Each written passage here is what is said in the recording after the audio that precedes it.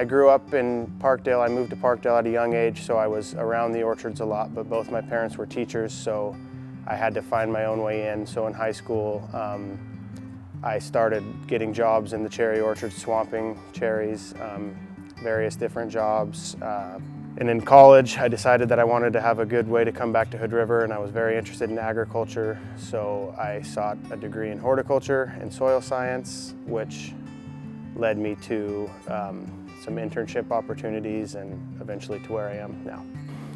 In college, there was a lot of interesting classes to me, plant propagation, but there was a lot of stuff that I knew would help me in the field, but like plant physiology and the science and understanding soil and fertilizer and how they all work together, I think gave me a lot of skills to be able to understand things in the field. By and large, the most valuable education has been actually boots on the ground doing the work and being exposed. But putting it all together definitely has been interesting. Throughout my different roles, from internship to orchard management to now managing the field department for Diamond Fruit and working with the orchard I help manage currently, I would like to see myself own my own piece of ground in the future, somewhere I can build a house and farm for a long time.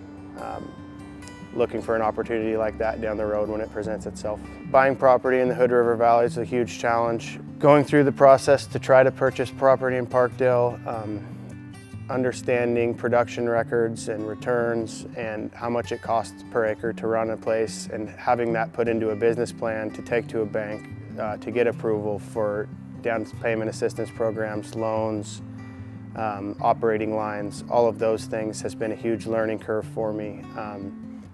But having a lot of help and good people around me and understanding how all those things fit together has put me in a position where I feel like I'm ready to take that step in the near future. But going through the exercise of breaking down the cost per acre and return per acre and understanding what you need to make to get by, especially with today's interest rates and challenges, I've had to be very patient to find the appropriate piece of ground. Understanding where they're at on a per bin or a bins per acre basis, and if I can improve that, what means I could take to improve that.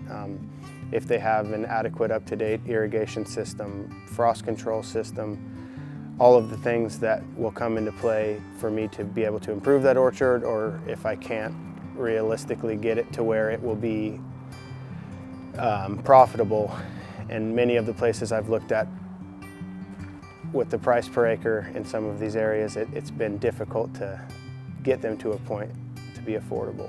Yeah, I would say that there's a lot of different avenues to get into the industry, whether it be internship with different large-scale farms, entry-level field positions, field scout for ag chem. There's all sorts of different ways to get your boot in the door. I feel very fortunate that I've kind of been exposed to both sides, and being exposed to 65 family-owned farms, getting to see every different avenue on how people got into farming has given me a unique perspective, I think, and shows me that there's a lot of different ways to get in. But getting in horticulture, soil science, ag science education, there's countless jobs out there. There's less and less young people involved in the industry, whether it be field service for packing houses, field scout for chemical companies, orchard management internships. There's lots of opportunities out there, and companies are looking for young people that are interested and want to climb the ladder and stay in the industry.